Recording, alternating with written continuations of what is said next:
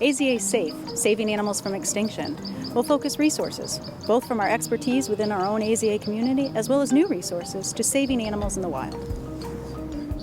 We'll be forging comprehensive partnerships across the globe, and for the first time we'll be able to engage not only our 180 million visitors in conservation, but also the greater global community. So part of being here in South Africa is for us to be able to recognize what our expertise is within the AZA community and to be able to offer that expertise and resources that we can find to help support the programs that are already established here. People that have been working on African penguins in Africa for so long have been doing such a fantastic job, and that's the information we've needed to help pick the African penguin as one of our pilot species. Now that we're here in South Africa, we've had the great opportunity to see all the different types of colonies and all the different threats affecting the African penguins. I'm here in South Africa and I wanted to talk about the AZA Species Survival Plan, or SSP. The SSP for African penguins is a cooperative breeding plan for 48 institutions in North America, and we look to breed the birds for genetic and demographic sustainability over the long term. Over the years, our SSP members have contributed morphometric data to the researchers down here in South Africa.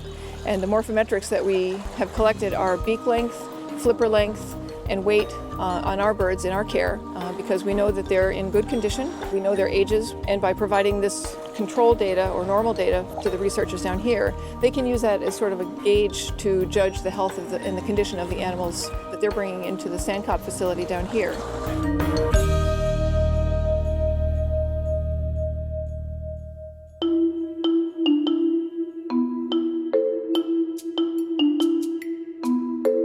So if we talk about why we want to conserve the African penguin, a lot of the threats that are happening in the world right now are a direct result of the impact that we as humans have. So certainly from a purist conservation point of view, and to ensure we don't lose the biodiversity, we have a duty of care to conserve the species. We can use the penguin as an indicator to what's happening out in the ocean. It's very difficult to monitor marine mammals, fish species, purely because of the difficulty of the marine environment. The cost associated with monitoring in the marine environment in comparison to that in the terrestrial environment is huge. With penguins that are breeding on land, the ease of access for monitoring programs is that much more.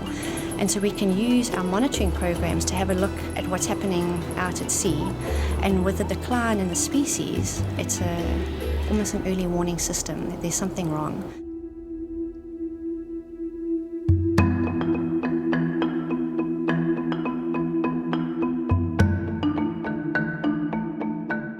Samson Dyer, the first guy on this island, was 1806 he arrived here. His job was to skin seals, kill them, take them for the skins and all the oil. Then later on they started scraping guano.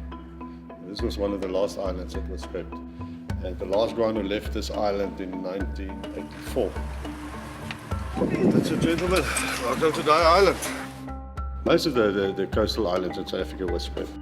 Because at that stage, guano was like white gold. That's why all the penguins are breeding on top of the surface. There's no burrow material for them. And then they also did egg collection. The 1 year they took off 62,000 eggs off Dyer Island. It was a delicacy. People paid a lot of money for eggs.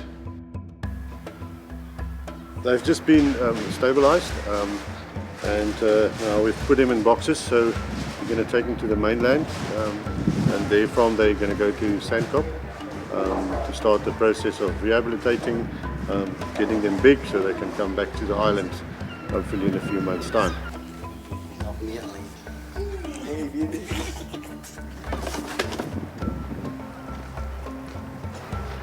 can hear his heartbeat. Our main focus at this stage is on the African penguin because their numbers over the last 30 years, especially on Dyer, dropped in total 95%. We had 22,000 pairs at the stage, and we're sitting at 1,200 breeding pairs at this stage. And now what the problem is, because the population is so small, any interference from the outside, like predation, the population can't handle it. And that's why we intervene, and that's why we also take off the small chicks when the parents goes into molt, just to keep the numbers up. I will say sometimes I wonder if I make a difference, because I've never thought in my conservation career of 27 years that I will see a species going to be extinct.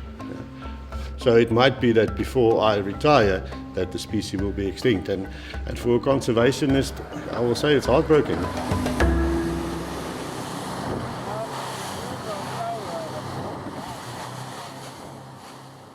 Well, it was really in response to those early oiled penguins when Althea Westphal, who started Sankop, got some penguins into her car and into her garden because there was nothing in place to look after the species. And then, as I say, 50 years later, here we are with 2 facilities looking after an endangered species.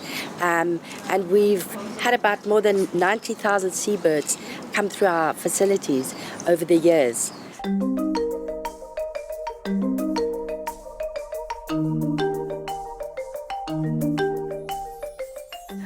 People come here from around the world, from Japan, Bulgaria, UK, tons of them, the US, Germany, to volunteer their time and to work at Sankop with an endangered species.